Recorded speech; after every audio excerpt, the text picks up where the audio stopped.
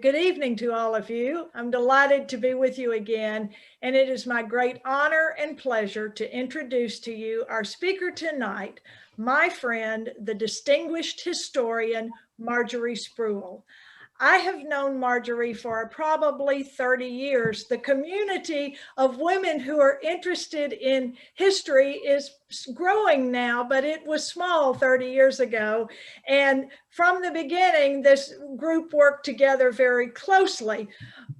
Marjorie and I were very lucky to have a mentor who really shepherded us through becoming a female historian in the person of Dr. Martha Swain. She encouraged us at every point. She is celebrating her 92nd birthday in a couple of weeks, and she continues to be interested in everything that Marjorie Spruill is doing, which is actually quite a lot.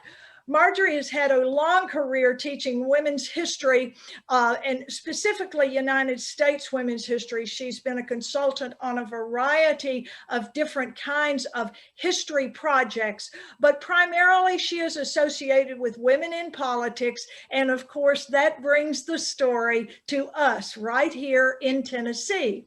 Marjorie has published 6 books on the subject of women's suffrage, either directly or indirectly. And I really encourage you to read these books, specifically those of you who are really interested in suffrage in Tennessee. This book, Votes for Women, was published by the UT Press in 1995 for the 75th anniversary of women's suffrage. It is still available for purchase. It's got a tremendous amount of rich material for the teachers who are with us, primary documents that you can use with your students, a lot of cartoons, and some very, very interesting essays here. The same year, Marjorie was quite productive. She published One Woman, One Vote, Rediscovering the Woman's Suffrage Story. And guess what? We are in luck because this book is in about 2 weeks coming out in its newly expanded 2nd edition. And I cannot wait to read it. It's this book, but plus a great number of new materials that she has put together. In addition to this, next to the most recent book she's published, she has also published this book, which I found so provocative when it came out about 3 or 4 years ago, Divided We Stand. And it's about the growth of a variety of kinds of women's groups. It is a book that she still gets asked quite regularly to speak about. And I think she's going to Iowa soon, or she has been, to talk about this book. But we are indeed honored to have her as our speaker here. She is joining us from her coastal home on South Carolina, where she and her husband, Dr. Don Doyle, who was president of the Tennessee Historical Society when he was here at Vanderbilt, live on a lovely island there off of the coast. And we are honored that she is joining us tonight. So without further ado, my friend, Marjorie Spruill. Carol, thank you so much for that very nice invitation. And we could talk for a long time about all of our adventures in women's history as it's starting out and in Tennessee. I thank you for all you've done for me over the many years and tremendously admired your work. Thank you to the Society for the invitation to speak tonight.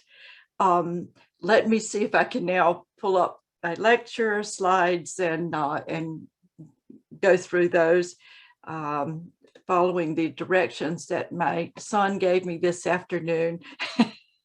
What would we do without the under 40 crowd when it comes to these matters? Here we go. Are we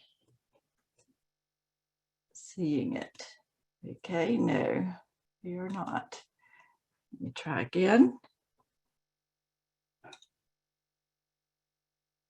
Okay.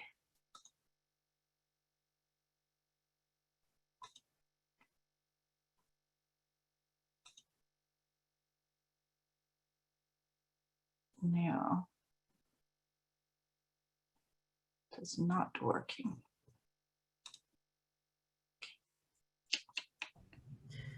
Dr. Spruill, I think you had it. If you want to do that again and just click present on the screen in the top, you should be good to go.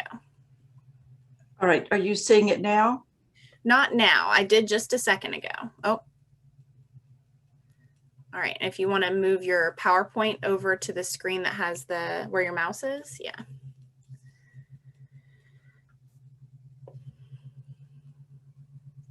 Okay.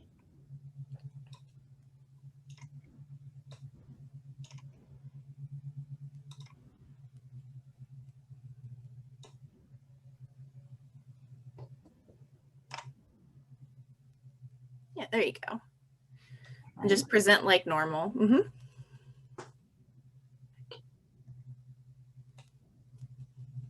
Get that out of the way. Get the slideshow. All right, I believe we are all set then. Thank you. So today, this evening, rather, I want to talk to you about this, how our suffragist forefathers fought and won the right to vote for themselves and American women through the 19th Amendment. I'm also planning to discuss how our forefathers, especially those in the southern states, fought so hard to keep that from happening. I'm also going to talk about the role of the South and of race and racism in the story.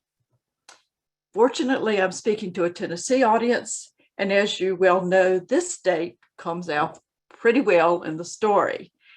I was sorry not to be able to be in the state as planned during the centennial, but I still managed to participate to a limited degree and have been watching and admiring all that you have doing from afar, which pretty much far exceeds what's been going on elsewhere with all of the statues and exhibits and programs that you began even before 2020, fortunately before the pandemic, and that have continued now for over 2 years and are going to be continuing. You have a lot to celebrate and you're doing it beautifully. Like the rest of the nation, I'm just so grateful to Tennessee for saving the day 100 years ago at the end of that long road to the 19th Amendment. In the lecture, I'm going to be discussing the context of that victory. You do not need for me to come along at this point and tell you more about the Tennessee story itself, though I've written a lot about that in the past, as Carol Busey was just saying, through this first book in 1995, but in nearly everything that I've written, the Tennessee story has come through in some fashion, being central to it all. So what I'm going to be doing is giving you a taste of what is in the old and the new edition of One Woman, One Vote, Rediscovering the Women's Suffrage Movement, which I learned, by the way, just hit the printing presses today. So the books will be out in about 10 days and start to be distributed around. And beginning around the third week of June, you should be able to find it in bookstores, but it's already available for pre-order now from New Sage Press and from Amazon. So what's new about this one? It is revised and expanded to include not only the 100-year fight for women's suffrage, but it's also includes the first 100 years of women with the vote and goes right up through the 2020 presidential election, in which women played such a crucial role, not only as voters, but as organizers and as candidates, including very successful candidates. There are also almost 200 photos placed throughout the book, and it's in ebook format as well, and later will be audio. And we also has a new hard paper library edition, which we didn't plan before. So commercial over, let me begin. The women's suffrage movement started in the northeastern part of the United States in the context of antebellum reform. Many women began speaking out for women's rights when their efforts to participate in the great reform movements of the day, most notably the movement to end slavery, were severely criticized as inappropriate conduct for their sex. Sarah and Angelina Grimke, two of my favorite historical characters, born in Charleston, South Carolina, where I now live, they were among the first to raise the issue of women's rights. And they did so after being severely criticized for speaking against slavery in public. The Grimke sisters were remarkable. They were from a prominent slaveholding family and left that privileged existence to move north and live among the Quakers because of their opposition to slavery. When their lecture started to attract audiences that included men and to grow in size and fervor, the sisters were really criticized, including from congregational ministers of Massachusetts who denounced them in a pastoral letter sent to all their churches saying they should not be assuming, quote, the place and tone of man as public reformer, unquote, and they were barred from speaking in their churches. Angelina also attracted a lot of attention, both positive from some and negative from others, in 1836 when she published this appeal to the Christian women of the South and sought to persuade and to push Southern white women to act against slavery however they could. And it was publicly burned outside the Customs House in Charleston. And their mother was warned to tell them if it would be arrested if they ever tried to return to the city. Both sisters wrote on women's rights. In 1837, Sarah published Letters on the Equality of the Sexes, from which Ruth Bader Ginsburg quoted in her first Supreme Court case, Frontiero versus Richardson, in 1973. That you know this phrase by now. As we mourn Judge Ginsburg's death, we heard this one again and again. A few people knew that it came from one of the earliest suffrage advocates, Sarah Grimke. The women who set the women's rights movement in action by calling for the Seneca Falls Convention, Elizabeth Cady Stanton and Lucretia Mott, also ran into difficulties participating in the anti-slavery movement.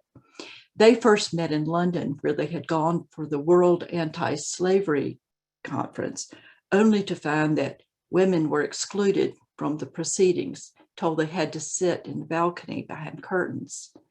In 1848, back in America, they put out a call for the conference in Seneca Falls, New York, where participants voted to demand the right to vote. This was the first formal demand for women's suffrage. It was part of a declaration of sentiments demanding a wide range of reforms, from married women's property rights to the right to freedom in education and employment, and from domestic violence. Interestingly, some of the participants thought that demanding women's suffrage was way too radical, and it was only because of the powerful urging by Elizabeth Cady Stanton and the famous anti-slavery orator Frederick Douglass that they were convinced to adopt it, though many refused to put their signatures on it because suffrage demand was included. The other women who became prominent in leaders of the women's suffrage movement, two of them, Susan B. Anthony and Lucy Stone, were not at Seneca Falls, but became involved quickly thereafter. From the beginning, the women's movement was an interracial movement. Sojourner Truth, who had escaped from slavery in New York, became one of the star orators of the women's rights and the anti-slavery movements, best known for her speech that was called Ain't I a Woman? Unlike Sojourner Truth, most of the African-American women active in the women's movement in these years were middle-class women who had been born free. These included Harriet Fortin Purvis at center here, active in the Underground Railroad as well as women's rights, and Frances Harper, abolitionist, suffragist, poet, teacher, public speaker, and writer. Sarah Remond at left became an international activist for human rights and women's suffrage. During the Civil War, white and Black women's rights advocates focused on making it a war to free the slaves. They formed the Women's National Loyal League, through which they gathered thousands and thousands of signatures on petitions calling for a constitutional amendment to abolish slavery. When the war ended, the women's movement began to focus more and more on gaining the vote, but not just for themselves. The goal was universal suffrage for all. The Constitution had left decisions about voting requirements to the states, but during Reconstruction, there was a lot of talk about amending the Constitution to enfranchise newly emancipated African Americans so that they would have the power to protect themselves.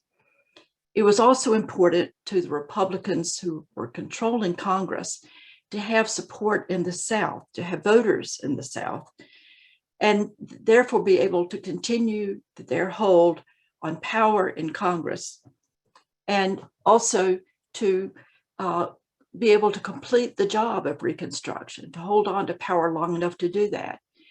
The 14th Amendment declared African Americans to be citizens and with the right to vote. The 15th, of course, reiterated that they had that right to vote, but nowhere in either amendment were women's rights to vote recognized or protected. In fact, in the enforcement clause of the 14th Amendment declaring what would happen to states if they denied those Black men the vote, i.e. that they would lose some of their representatives in Congress, depending on how many Black males that they prevented from voting, it was only there that the word male appeared, and in the Constitution for the first time ever. So with race prejudice very strong in the North and the West, as well as in the South, advocates for these amendments knew it was going to be hard enough to get the required number of states, which is 3/4 of the states, to extend the vote to Black men, and that adding women's suffrage, most of these politicians concluded, was going to make that impossible. Even Frederick Douglass begged the women to understand this was, they said, in Wendell Phillips' words, the Negro's hour. The woman's hour, they said, would surely come. Now, the issue of how to respond to this tore the women's movement apart. In 1869, suffragists divided into two factions over whether or not to support the ratification of the 15th Amendment and how to go about winning the vote for women. The National refused to support it. The American supported it, with Lucy Stone very disappointed that women weren't included, but said at least somebody would get out of this terrible pit of disfranchisement. Naturally, the AWSA attracted more African American affiliates, and these included fascinating women, the Rollins sisters of South Carolina, Frances, Charlotte, Catherine, and Louise, who were some of the very few women within the South during this period right after the war who openly worked for women's suffrage in Reconstruction era. They were descendants of immigrants who had fled Saint-Domingue Revolution in the late 18th century. They were free people of color, well-educated, and growing up very prosperously in South Carolina during the era of slavery. And after the war, the sisters moved to Columbia, South Carolina, where they worked in state government. Frances Rollins, the only one of whom we have a photograph, married one of the state legislators, William Whipper. As you probably know, South Carolina was unusual in having a Black majority in one house of its legislature during the Reconstruction era. And the sisters were right in the middle of the political scene and used their influence to openly promote women's suffrage. Charlotte, Catherine, and Louisa turned their home, which was right across the street from the state capitol building, into a salon where movers and shakers and Reconstruction politics gathered. South Carolina ETV recently produced a wonderful documentary called Sisterhood, South Carolina, about the Rollins, about the Grimkes, and another set of sisters, the Politzer sisters, who were active at a later period, all involved three different and very crucial parts of the movement's history. Reporters from outside the South were amazed by the Rollins sisters and gushed over their beauty, their social skills, their political sophistication, calling them the queens of the South. A reporter for the New York Sun wrote in 1871, "Their house is a kind of Republican headquarters.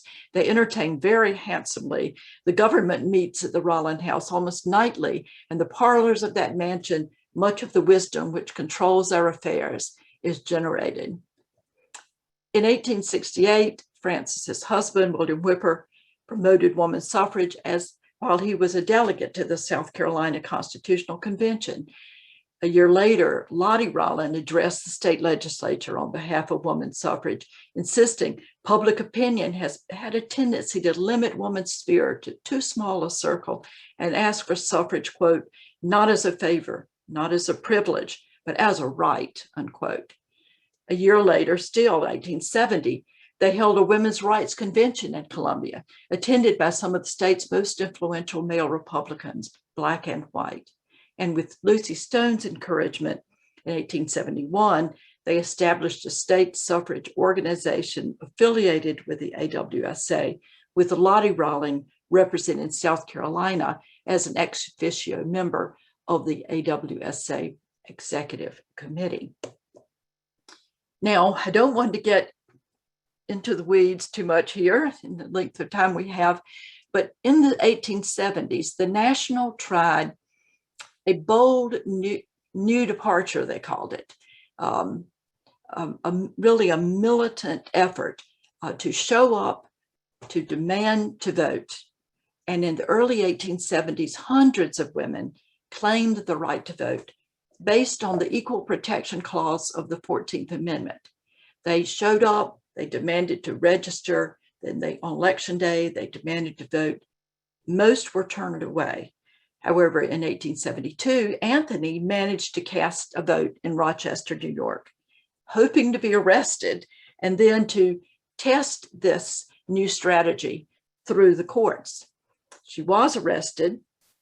She was indicted for, quote, "knowingly, wrongfully, and unlawfully voting for a representative to the Congress of the United States," unquote. She was found guilty and tried and insisted that she would never pay a dollar of it. But to her great disappointment, her case was thrown out. It did not make it all the way to the Supreme Court because her lawyer paid her fine for her without her permission. Just couldn't have a nice lady like Miss Anthony going to jail. In another case, though, Virginia Minor, a suffragist from St. Louis, did get the issue before the Supreme Court in 1874, claiming again that the 14th Amendment protected the voting rights of citizens and that women were citizens. But the court ruled unanimously that citizenship does not automatically confer the right to vote, and that the 14th did not prevent any state from excluding them. So as a result, suffragists began to seek yet another constitutional amendment, worded similarly to the 15th, that specifically enfranchised women. And they hoped it would become the next amendment, the 16th, but it got almost no support at the time. So as a result, suffragists were recognizing there would not be any quick federal solution to gaining the vote for women. They were going to have to work hard to build public support in each state to enfranchise their women, and were able to convince some states to do so, but many refused. And ultimately, they knew they were going to have to get a national federal suffrage amendment. That meant that they were going to have to beg men in every state to enfranchise them. The decision was not going to be made by women. It was going to be made by the men that had the vote. And so they had to work over and over and over, winning and a few losing, many gradually building up enough supporters that these men were beholding to constituents who were women who had the vote, and then more and more would vote to support the federal amendment in Congress. Later, after the 1920 victory, the suffragists calculated all of this and found that between the Civil War and the victory of the 19th Amendment, they had been forced to conduct all these, I will not read them, hundreds of campaigns. Now, here's our question. Why was it so hard? Why was getting a federal amendment establishing women's suffrage so difficult? The founding fathers had done that deliberately. They made it difficult to add any amendment to their great foundational document. Though they intended it to be a flexible document for additions to be possible, it was also their intention to prevent any revisions or additions that lacked strong support from across the nation. Therefore, to succeed, an amendment would have to have the approval of 2/3 of each House of Congress and then 3/4 of the states. As it turned out, there was a clear regional pattern to the success of women's suffrage. It had started out in the Northeast, but its first successes were in the West, and its biggest problems were in the South. In the 1800s, 4 Western states adopted women's suffrage, starting with Wyoming, which did so in 1869 while still a territory. Utah followed a year later in 1870. In both cases, politicians had seen women's suffrage as advantageous in some way. In Wyoming, very sparsely populated, it was a way to attract more settlers, not just by making it more attractive to female migrants, but also as a novelty, as a marketing gimmick that would just draw attention to the territory. A very different case in Utah, where Mormon leaders were jockeying for control over the territory with non-Mormons who tended not to have very many women with them, the miners, the cowboys, the railroad workers. Colorado and Idaho adopted women's suffrage, while states during the 1890s, and as suffragists made alliances with the populist movement, etc. Suffragists were gradually learning a crucial lesson that in order to win, you can't just argue the justice of women's suffrage. You had to convince politicians that there was some way that it could specifically benefit them and their supporters, that an expediency argument, an argument about why it was expedient and useful to them to enfranchise women, that was always going to be necessary. Later, after 1910, the next wave of victories also came from the West, but many states in the East, and especially in the South, were resistant.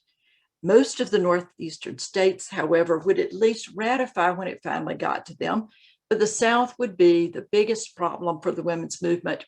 And in fact, in 1920, and thanks to Tennessee, the amendment was finally added to the Constitution. 9 of the 10 states that had refused to ratify it were south of the Mason-Dixon line. The movement was just getting nowhere in the South. In 1890, the suffragists put aside their differences. They united in the National American Woman Suffrage Association, which I shall henceforth refer to as they did as the National. They united under Anthony's leadership.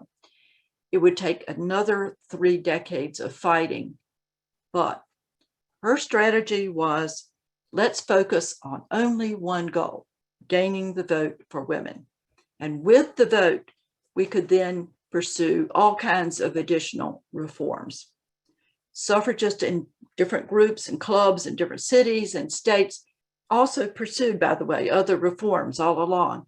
But as a national organization, they were going to retain a focus on just getting the vote. And to win, they would make concessions to the political realities of the United States during an era which was one of the worst in the history of American race relations.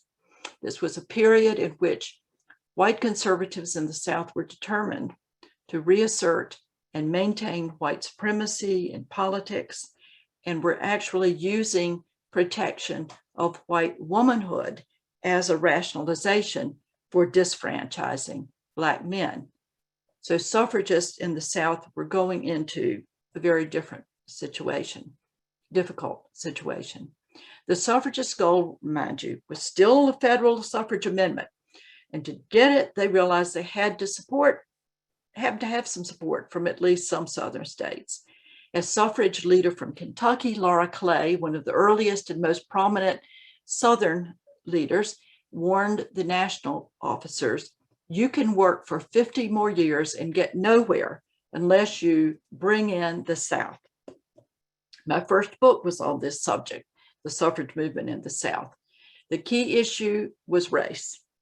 White Southern conservatives, as we know, already hated the suffrage movement as a spinoff of the anti-slavery movement. They regarded the 15th Amendment as unconstitutional, insisting Congress had violated the Constitution by forcing this on them during Reconstruction. They were trying to figure out how to keep Black men from voting without violating the 14th or 15th Amendment and therefore being punished by Congress. So this is the reason that the white suffragists came up with what I called their Southern strategy. They were looking for an expediency argument, and they thought they had found one here and tried to convince these white Southern male politicians that they should not risk taking the vote away from Black men. Don't take it away from anybody.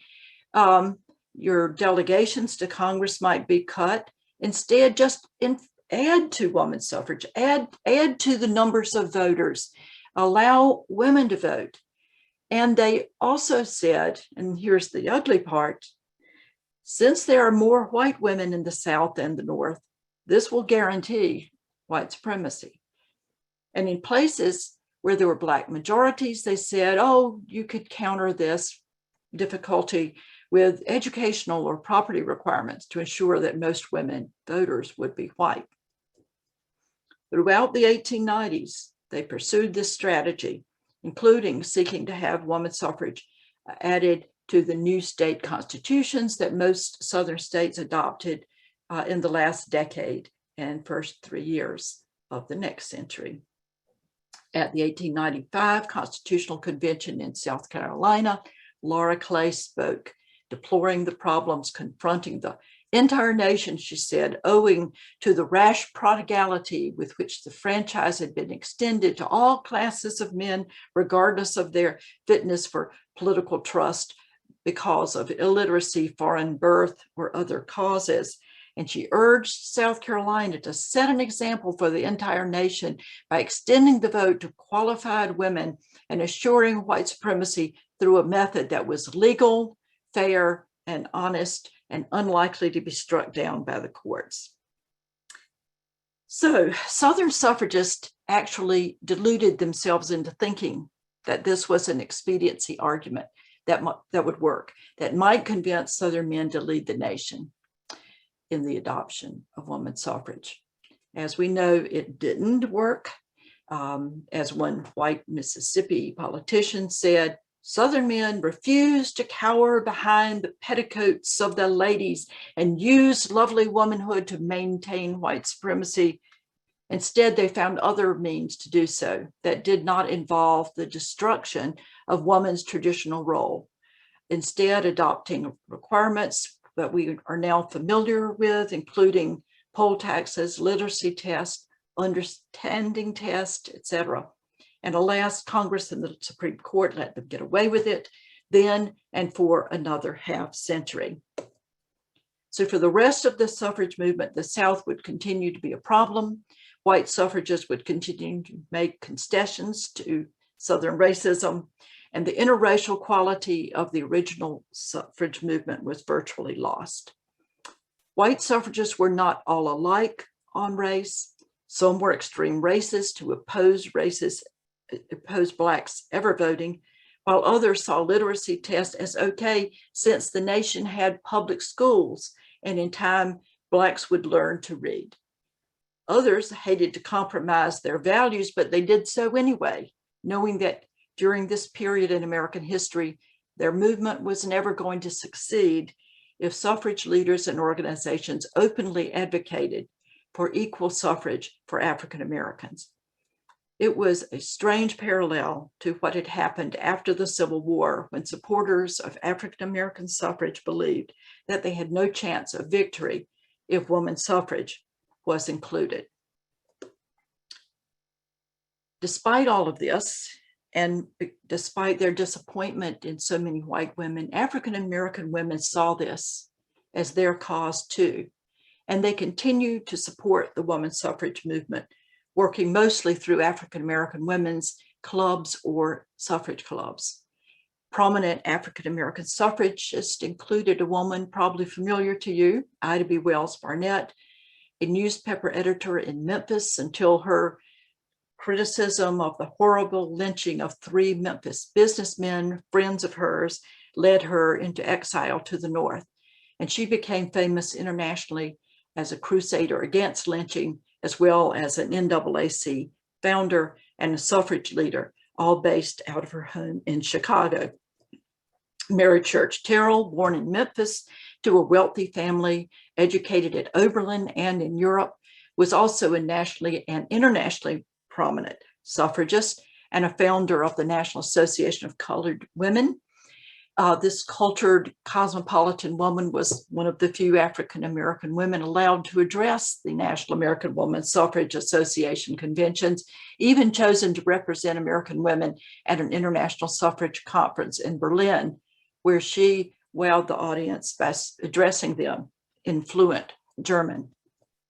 Both of these women, though born in the South, conducted most of their reform activities outside the region. Black women were largely excluded from white suffrage organizations and their campaigns.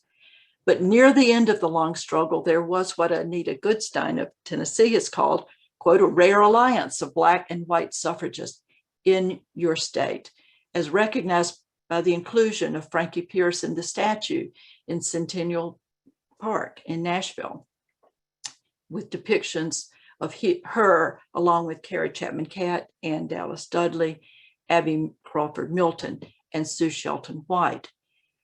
She was, of course, a prominent leader of club women, Black club women in the city, a founder of the Negro Women's Reconstruction Service League, and along with Mattie Coleman, a leader among who helped to get thousands of Black women to vote in the 1919 Nashville municipal elections, the first election in which Black women were eligible to vote.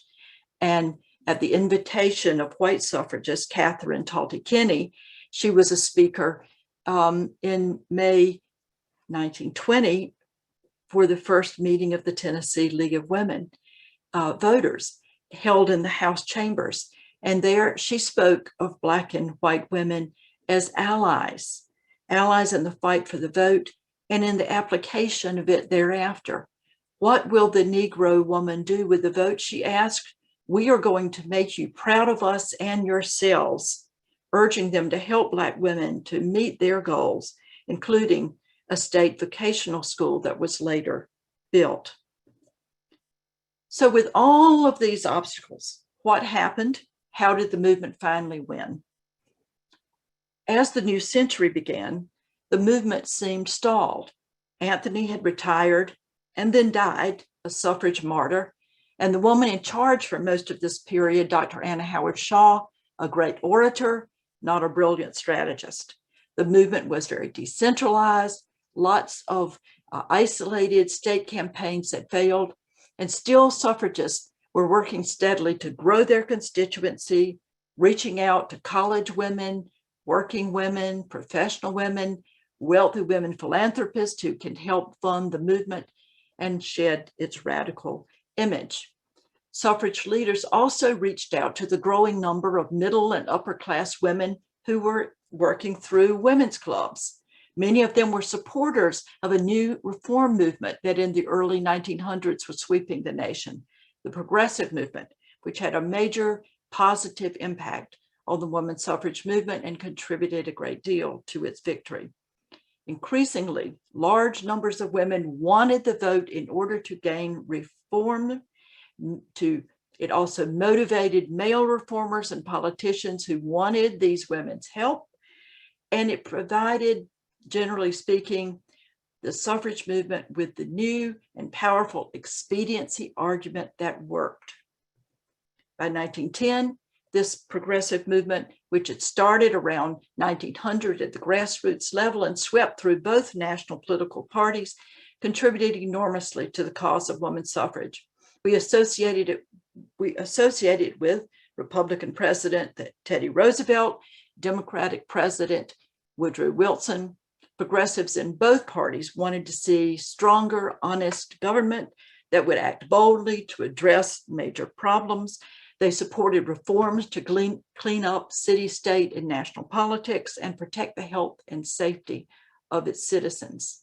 In all sections of the United States, including the South, the women's suffrage movement grew support from men and women who supported progressive reforms, including abolishing child labor, protecting women workers, establishing public health programs, and adopting legislation that would curb political corruption. In fact, large corporations, including the L&N Railroad, party bosses around the country who relied on corrupting politicians to succeed, were terrified that women would get the vote and clean up politics if allowed to enter the bachelor's club of politics. I think it's quite interesting that the goals of the progressive movement fit perfectly with prevailing ideas about women's nature of the time, because by this time, more and more women had advanced education, more of them worked outside the home, but most women did not. And ideas about women's nature remained surprisingly the same as they'd been through much of the 19th century. Progressives believed that women tended to biologically and by nature, be nurturing and compassionate and honest, and would vote for stronger and more compassionate government that would enact those kinds of reforms and protections and regulations. Suffragists, no dummies, capitalized on this in their promotional literature. It is a very important point, a key in understanding the suffrage victory. And in fact, in One Woman, One Vote, I argue that by 1920, most people some people were accustomed to women being more educated and at least working outside the home before marriage. But women won the vote not because of fundamental changes in ideas about women's nature, as much as there were basic changes, important changes in what Americans wanted from their government. Beginning in 1910, at the height of the progressive movement, the women's suffrage movement really took off, partly because of this increased support from the progressive movement and this new set of victories in the Western state, all of which seemed to breathe new life into suffragists all over America. The Nationals still faced tough battles in the Northeast, including big states like New York and New Jersey, where were crucial to eventual success at the federal level. And they secured no victories in the South. And so most suffrage leaders believed they'd not yet reached the point where they had won enough states to just be able to win in Congress. But some suffragists started to get impatient, saying, let's just drop all this state work altogether and just go on with getting this federal amendment. This is the point of view of a young woman named Alice Paul, who soon emerged as leader of the so-called militants in the US. She returned to America in 1910 after being influenced by suffragists she met as a political science graduate student studying in London. She admired the militant spirit of the so-called suffragettes, whose real name was the Women's Social and Political Union. Note that in the US, very important point, suffragists did not call themselves suffragettes. It was only used by anti-suffragists to belittle them. Please remember that, if you don't remember anything else about what I say, that calling them suffragettes has become very commonplace in this country, but it is every time you do so, you're calling them by a name that they hated and that was used to belittle and ridicule them. But Paul never embraced that term for her group, even though she admired their courage and brilliance. Paul first worked within the NAWSA, including organizing a famous, spectacular suffrage march in Washington, D.C. on the eve of Woodrow Wilson's inauguration in 1913. And here you see about 8,000 peaceful demonstrators wearing outfits representing their profession or occupation or state or group, or wearing white. And this is an actual photo on the left. And then the same scene in that TV program, Iron-Jawed Angel, a great film with Hilary Swank playing Alice Paul. Unfortunately, men in the South, many of them drunk and hostile to the suffragists, attacked the marchers. A huge scandal after this. But to Paul's delight, this increased the sympathy for the movement, especially with members of Congress, many of whom had wives and sisters and daughters among the marchers. Many Southerners and folks from all over the nation were even more outraged when suffragists began to picket the White House. National suffrage leaders included were outraged, as this was something decidedly uncommon in those days, and certainly shocking when done by women. By 1914, different approaches to seeking suffrage had therefore led to another major schism in the suffrage ranks, as the militants departed from the National and founded the National Woman's Party. The most shocking thing the militants did was picketing the White House even after the United States entered World War I, and criticism of the president and the government was not tolerated. As Wilson spoke of the war as a war to promote democracy, they tried to embarrass him before the world. You see here their most inflammatory act, calling him Kaiser Wilson, which led to soldiers and sailors attacking the picketers, tearing down their banners and their signs. It also led Wilson and his supporters to be outraged, seeing these demonstrations as insults to their hero and as acts of treason during wartime. When Alice Paul sent National Women's Party spokespersons across the nation to explain their actions, they encountered tremendous hostility, including from such patriotic groups as the Home Defense League.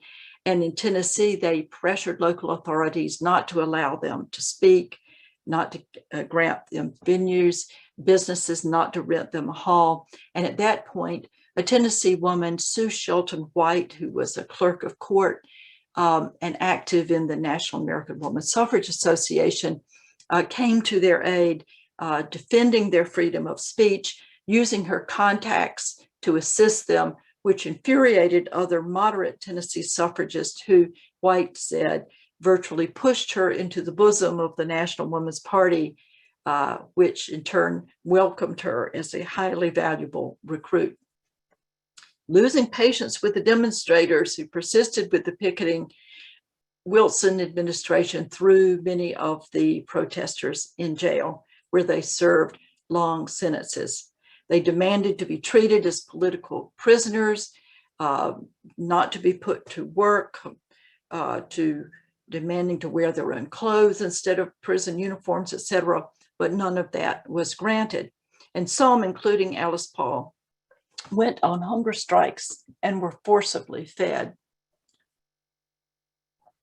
And you see in this horrendous picture, it was done by shoving a feeding tube through a nostril, using a funnel, pouring soup or raw eggs into them, often causing bleeding and nausea. Meanwhile, the National American Woman Suffrage Association continued its work under Carrie Chapman Catt. Having served as the national president for 4 years between Anthony and Shaw, having to resign over her husband's illness, she then served after his death as the president of the International Woman Suffrage Alliance, traveled the world promoting women's enfranchisement. In 1915, Shaw retired and Cat came back as the president and became the skillful general that immediately launched her so-called winning plan, coordinating efforts across the nation, working hard to gain Wilson support, running a massive lobbying effort to enlist congressional support. As the U.S. entered World War I, she sought to gain favor with Wilson and the public by putting aside her own personal views about war. She was a pacifist and urging suffragists to throw themselves visibly into war work. The National even funded a women's overseas hospital in France. And you see here the first contingent of nurses going there. Finally, they persuaded Wilson to endorse the federal amendment, which was a huge victory. In 1918, he addressed Congress asking them to enfranchise women in recognition of their war service. They still had to win over a few more senators, and their biggest problem was the continued opposition of those from the South. Fortunately, in the November 1918 election, suffragists, despite the pandemic, which really interfered with their work, they still managed to pick up the remaining votes they needed to gain that congressional victory. And in June 1919, Congress approved the amendment by the required 2/3 vote in both houses, and it was sent to the states. This is a story you're more familiar with, probably. As expected, the South was the primary problem. As the struggle over ratification began, Illinois and Wisconsin were competing for the honor of being the first to ratify, while Georgia and Alabama scrambled to be the first to pass a rejection resolution denouncing the Susan B. Anthony Amendment as unwarranted, unnecessary, and downright dangerous.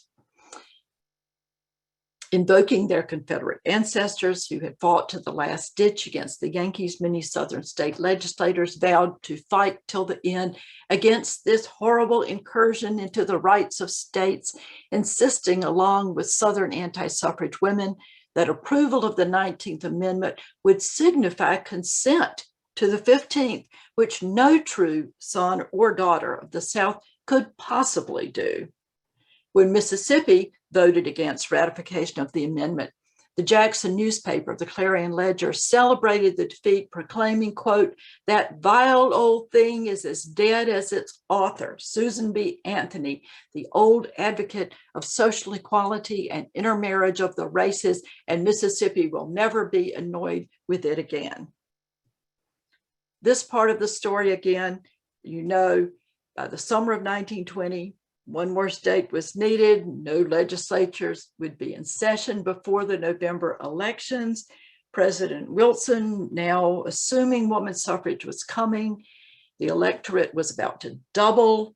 He was eager for his party to be on the right side on this issue. And he pressured Democratic governors to call special sessions. And Governor Roberts of Tennessee agreed, which is why that final battle that has been reenacted and studied and filmed here in Tennessee so many times, such a fascinating story. We can never fully give it all that is due, but it took place in that long, hot summer of 1920. And in that final dramatic contest, the anti-suffragists, as well as suffragists from all over the nation, descended upon the state in a bitter struggle over ideology and influence. Alice Paul wisely stayed away, but she sent very able lieutenants who went all over the state seeking to find and persuade legislators to vote for ratification. Cat was in Nashville, having come to aid the battle she hoped would end once and for all. At first, it seemed they had the support they needed, but she warned the suffragists that many men who had promised to support them would be pressured to defect. And they watched with dismay as many of the legislators did indeed switch sides, and they were quite uncertain of the result when the vote took place. It took 3 roll calls before the youngest member of the Tennessee legislature, Representative Harry Byrne, urged in a letter by his mother to be a good boy and vote for the amendment, changed his nay vote to a yay. Harry Byrne was not the only one responsible for the victory, as emphasized by the National Woman's Party, who were seen outside afterwards thanking others such as Banks Turner, crucial in that his vote prevented the tabling of the resolution, and Thomas Simpson, who resisted, quote, almost inhuman pressure of anti-suffrage interests, unquote, as well as Byrne, being thanked here by these National Women's Party members. But obviously the biggest heroes in this whole story were the Tennessee suffragists who for years and years had worked so hard to lay the groundwork for this victory, as well as make the victory happen at the end.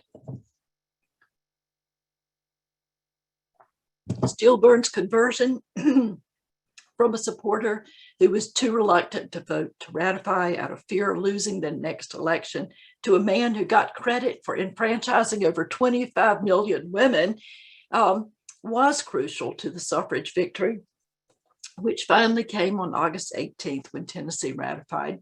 And it made a great story, great publicity that the 24-year-old legislator attributed his vote to his mother, Beb King Ensminger Byrne. While the anti-suffragist rushed to her house seeking to convince him to rescind, and she said, I had great difficulty getting these people out of my house. Carrie Chapman Catt, on the other hand, was overjoyed and wrote to her saying, you are blessed with a brave and honest son. Whatever the enemies of justice and decency may do now to show their vengeance upon him, he is bound to have a great future. You will ever be proud of him. Carrie Chapman Catt. Proud women of Knoxville erected a statue of the Byrnes, mother and son, in June of 2018. The vote took place on August 18th, but this, as you may remember, just threw our nation into a tizzy last August. No one seemed to know what the day was that we're supposed to be celebrating, because when Tennessee ratified on the 18th, some said that was it, but obviously the antis still didn't give up, and using their parliamentary tricks, called for a revote. Some left the state to avoid a quorum. The suffrage supporters managed to meet and affirm the vote, and then they rushed the amendment to DC, where the Secretary of State signed it in the middle of the night before the antis could get an injunction or otherwise delay. And so only on August the 26th did the federal amendment that the suffragists had fought for so long become the 19th Amendment to the Constitution. Unfortunately, the fight for equal access to the ballot did not end in 1920. In fact, it has never ended and continues still. The adoption of the 19th Amendment was not a complete victory. However, as many women remain disfranchised, it's still important to know that all American women who were citizens were enfranchised, but they were not all allowed to claim that new right because the southern states quickly proceeded to modify those requirements that they had been using since the 1890s to keep Black men from voting, to keep these Black women from voting as well. That situation continued for another half a century. As we know, a major goal of the civil rights movement of the 1960s was to remove those barriers. And again, many women and men, such as the great Fannie Lou Hamer of Mississippi, testified that she hadn't even known that she had the vote until she was in her 40s. Hamer struggled against huge odds, enduring jail and beatings in order to vote.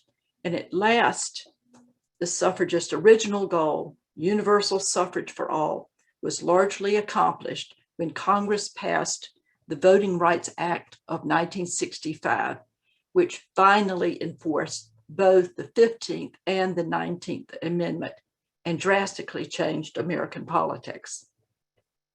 Before the Voting Rights Act of 1965, an estimated 23% of African Americans of voting age were registered nationally, but by 1969, 61% had registered, and then the number went up. Over time, American women would prove to be the nation's most devoted voters, with African American women outperforming voters in every category. Unfortunately, in 2013, the Supreme Court ruled that a key part of that act was unconstitutional in the Shelby County versus Holder decision, assuming it apparently that in the age of Obama, when Americans had elected an African American as president, that federal protection of minority voting rights was no longer needed. This was a huge mistake. As the late Ruth Bader Ginsburg said in her dissent, weakening that essential part of the Voting Rights Act when it had worked so well to stop discrimination was, quote, like throwing away your umbrella in a rainstorm because you're not getting wet.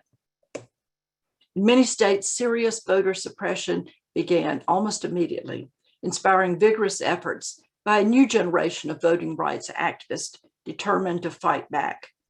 As we know, a lot of the action over the past several years and still today was centered in Georgia, where new defenders for equal suffrage, such as Stacey Abrams, were stepping up and helping take up the fight that had once been led by the suffragists and later by the likes of Fannie Lou Hamer and her Georgia colleague, the late John Lewis, who was nearly beaten to death on the bridge in Selma in 1965 as he fought for voting rights.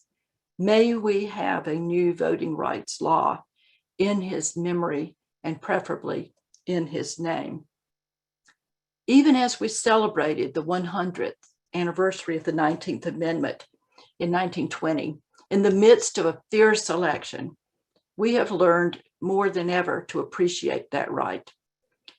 And as we have learned more about the history of the movement, the suffrage movement, we have learned that equal access to the polls was hard to gain, but it's also that once gained, that it has to be protected and defended. The suffrage movement, perhaps, is never over. But at last this lecture is, and I'm eager to hear your thoughts and questions, so let me leave you with just this thought.